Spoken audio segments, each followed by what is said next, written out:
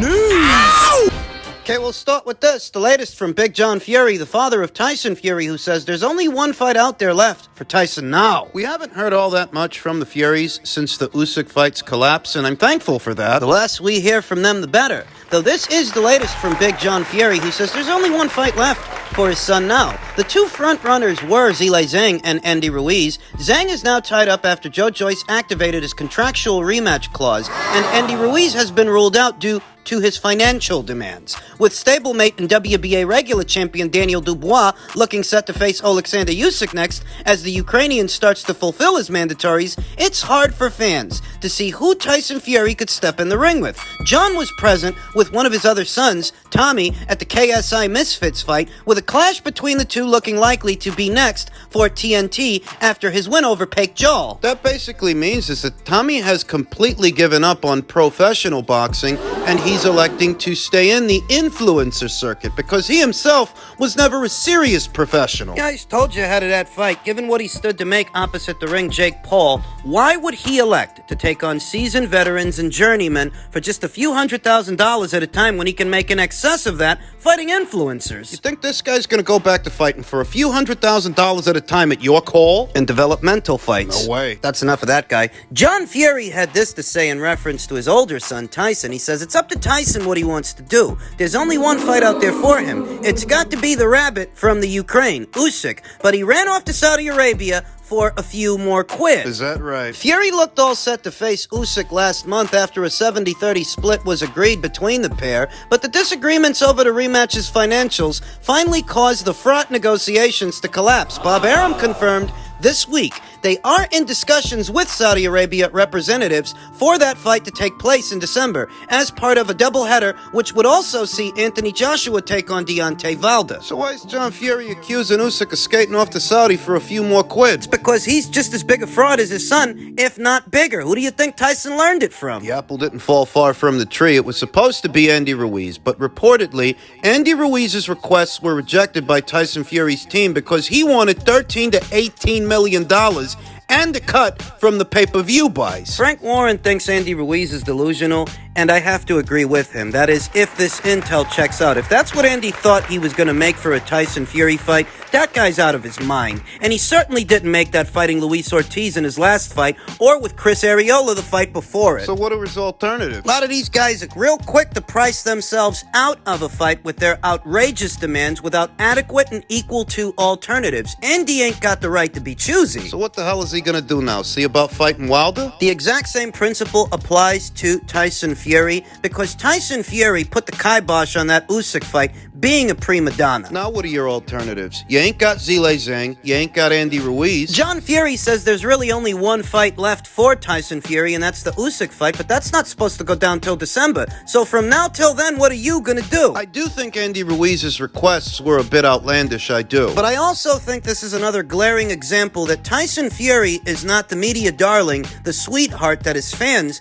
make him out to be, because if he were, he'd be able to get out there with just about anybody and make money. And the problem is, he can't. You have what Tyson Fury wants to make for a fight, what he wants to make, and then you have reality. And in reality, for him to get paid the way he wants to get paid every single time, he needs the right dance partner, because they can't afford to put on more shit shows like the Chisora shit show late last year. This guy wants a lot of money every time he gets out there. And like most fighters these days, he doesn't want to take one step backwards when it comes to the money. The problem is that every show ain't worth the same dollar amount. In tandem with the scarcity of available options, high-profile ones, there are guys like Martin Bakoli floating around, Arslanbek Makhmudov, but those aren't high-profile opponents. Got your Bakadir Jalalovs and your Ivan Ditchkos, these unbeaten guys, these unbeaten fighters, but once again, those are not high-profile opponents. In terms of high-profile opponents, he already did the dance with Wilder 3 times. You fought Dillian White last year, and you fought Derek Chisora for the 3rd time as well. You screwed the pooch with Alexander Usyk, and Andy Ruiz screwed the pooch with you.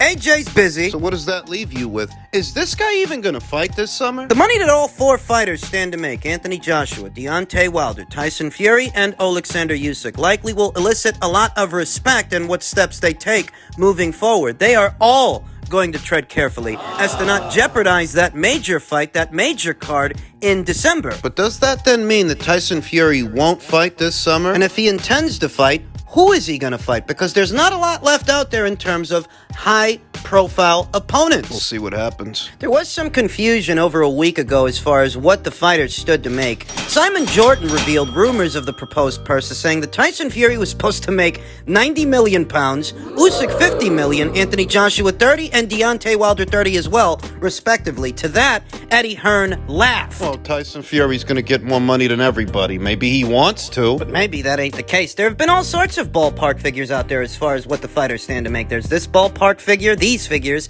There's another estimate that says each one of these guys is supposed to make 100 million. That ballpark figure has been around a while, and we talked about it here on the channel. If that checks out, that would make this an extraordinarily expensive fight to put on. Though Prince Khaled, he chimed in and he said that's not true. Still no numbers have been discussed. We don't know the exact figure that card is worth, that proposed card for December. But what we do know is that in all likelihood, all these guys, all four of them, stand to make the most money jumping in bed with the prince doing that fight in Saudi. And because of that, I think they're all going to tread carefully. Every single one of them. Well, Usyk doesn't have to because he's mandated to fight Daniel Dubois. This is mandatory challenger by way of the WBA. One of three. There's Daniel Dubois by way of the WBA. There's Zhilei Zhang by way of the WBO. And there is Filip Hrgovic by way of the IBF at the bottom of the queue. Usyk's supposed to be fighting Daniel. Zhilei Zhang is supposed to be running it back with Joe Joyce, and Filip Hrgovic, no word on what he's up to. Things are particularly immaterial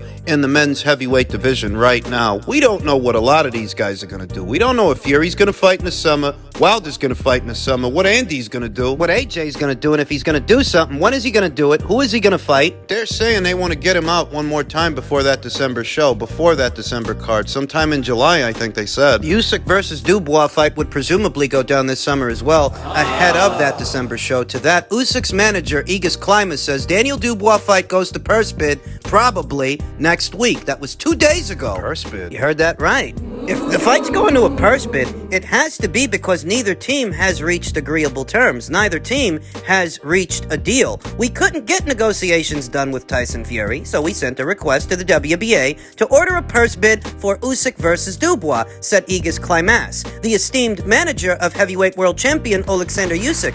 Probably next week will be the purse bid, said Klimas, as he talked exclusively to ProBox TV News. And that's how it's going to be. Currently, Daniel Dubois is the #1 contender for the WBA heavyweight title, which is held by Alexander Usyk, and is also Usyk's next mandated defense. It appears that with the inability at the current time to unify all the titles with Fury, Usyk's side is now pursuing a title defense in the meantime, with no date as of now. You know what I heard? What did you hear? They're going to pull Daniel Dubois out of that fight. They're going to pull him out of that purse bid. Why would they do that? Well, Tyson Fury does need a dance partner. Probably next week will be the purse bid, said Klimas, as he talked exclusively to ProBox TV News when asked about a future date or anything of note around the fight that he could share. As for Usyk's side, though the negotiations have played out publicly, Klimas was very reasonable in his take on the whole situation. As talks have been ongoing since Usyk defeated Anthony Joshua for the second time on August 20th of last year, the near 9-month public negotiation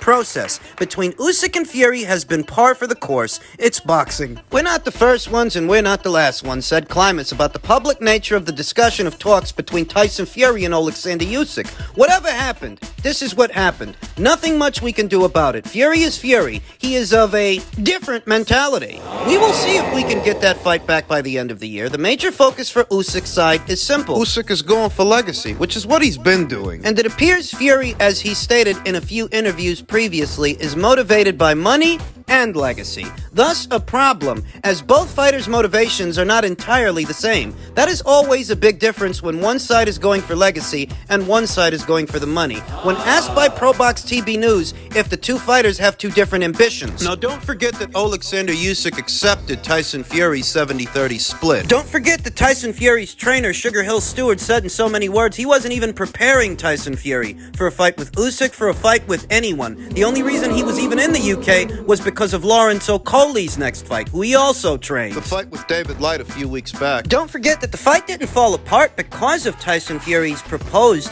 70-30 split. It fell apart because Tyson Fury wanted to remove the rematch clause that had been in play up until that point. Why would Tyson Fury wait till so many months have passed, till they're knee-deep in negotiations to change the rules of engagement. If the initial agreement indicated that there would be a two-way rematch clause for both fighters in the event that one of them lost, why change that? And remember that it changed once again to no rematch clause to Tyson Fury gets half the pot even if he loses. This is what caused the negotiations to fall apart. This was the proverbial straw that broke the camel's back. It wasn't even the 70-30 split. It's that you were trying to bilk this guy even in the event that you lose. At which point, Team Usyk felt that Tyson Fury wasn't serious. He wasn't really trying to fight. He was giving them the runaround. He was just wasting their time, and they decided to set their sights on something else, someone else. Daniel Dubois, his mandatory challenger by way of the WBA. Now, Tyson Fury doesn't have a dance partner, and Usyk, he supposedly does. So I heard a rumor earlier this week that they're going to pull Daniel Dubois out of that fight. They're going to pull him out of that purse bid. That purse bid that's supposed to go down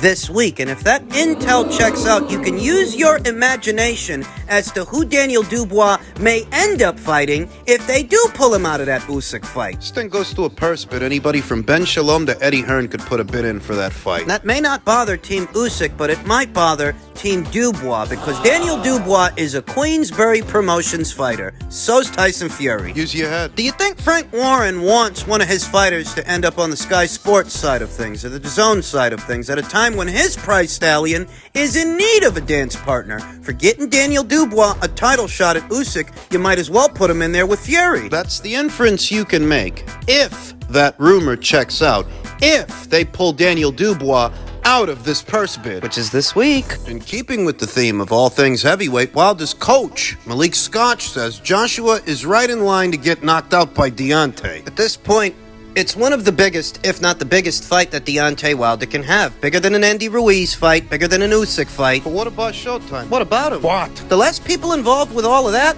the better. The British star's performance in his last fight opposite the ring Jermaine Franklin. I looked at that fight again, and I think it was a fair performance. Do I think he's right in line to be knocked out by Wilder? Absolutely. But I also saw many good things that AJ did. Scotch told IFL TV, I like the AJ that fought Alexander Povetkin, that fought Dillian White for the first time, the AJ that fought Kubrat Pulev. That AJ that beat Franklin doesn't seem like he's there right now, but we'll see. I don't want to keep critiquing him. Sometimes my honesty threatens other people's reality. The reality is that I don't think Anthony Joshua should take a cerebral approach with Deontay Wilder, because that's not how Tyson Fury beat him. He beat him by smothering his work, smothering his right hand, not giving him enough room to throw it, leaning on him, tiring him out, and busting him up. That's how he beat him. Not by overthinking things. Eddie Hearn, Anthony Joshua's longtime promoter, chimed in saying, just look at that situation and decide if there's a fight, which will now be early August for Anthony Joshua. If he does fight before then, I would like him to. I think Derek James would, and I would think AJ would, Hearn said. But we'll have to see how those talks evolve with Deontay Wilder. We just made it clear to them.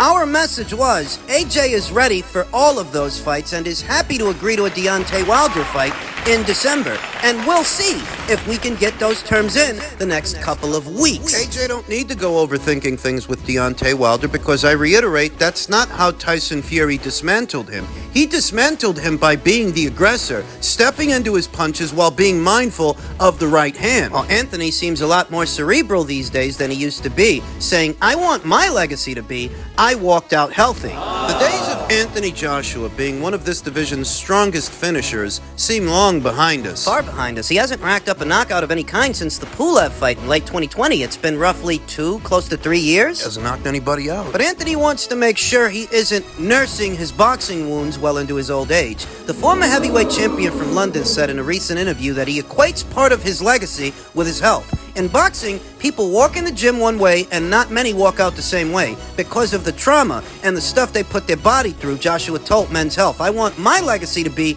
I walked out healthy. Which harkens back to what you used to hear Floyd Mayweather say about leaving the sport with all of his mental faculties, thereby explaining his emphasis on defense instead of being a gunslinger. Some people didn't like Floyd Mayweather's style of fighting, but he retired an unbeaten fighter. Anthony Joshua can't say the same. He's got 3 losses. And he could be fighting Wilder later on this year. here, and I don't think overthinking things and being tentative, fencing with Wilder, is the way to go. Imagine me at age 50 or 60 in a wheelchair, fragile because of the trauma I put my body through. My legacy should be, when I'm old, I'm still fresh. I want people to say, oh wow, he still looks good. He still looks after himself. That's a legacy. Joshua 33 is coming off a unanimous points win over Jermaine Franklin last month. His first win since losing 2 in a row to WBO, WBA, IBF, IBO champion Alexander Usyk of the Ukraine. The Franklin fight was Joshua's first, under the tutelage of Derek James, who is best known for training unified welterweight champion Errol Spence and undisputed junior middleweight champion Jermell Charlo. I think he made the right choice in Derek James, but there's still a question as to whether or not there's enough time between now and then for them to start gelling, for Derek's tutelage to really sink in. In December, potentially there is a big fight that should be cracking with me and Wilder, Joshua said. It's been a long time coming. There are a lot of moving shapes at the minute, a lot of things happening, so one step at a time, but it has been a long time coming, for sure. The problem with taking a cerebral approach to Deontay Wilder is you're giving him enough room to throw. You're giving him enough room to shoot the right hand. It's his only punch. But if you jab him and you fence him, mid-range to outside, you're giving him enough room to throw that punch, whereas if you take it to him, step into your jab... Well, one, you force him to work, and Deontay Wilder has proven to have very poor cardio. Deontay Wilder's never been a prolific puncher. He only throws 1 or 2 shots at a time. He ain't got the gas tank to be a combination puncher. If you step into your punches and force him to work or force him to move, it tires him out that much quicker. Is that? They're smothering the right hand. Deontay Wilder needs to get full extension on the punch to really shoot it and drive it. If you step into your punches, You ain't got room to do that. it's easier said than done. All things are. But taking an aggressive approach and forcing Wilder to shift his weight onto his back foot, No good off the back foot. he needs room to work. And if you give him that room by fencing with the jabs and staying mid-range to outside, that gives him time, space, and a place to shoot the right. That's what you don't want. It's not a guarantee that the fight happens between them later on this year, though both sides, they do seem to want it. And we all know it's a fight that's worth a lot of fucking money. That's incentive enough for most fighters. Incentive enough for Deontay Wilder, who's pushing 40. He's not getting any younger. Don't think Anthony Joshua should approach this fight as the boxer. He really should be more the puncher, but he hasn't been that puncher in his last 3 fights. It's a different fight now than it was before.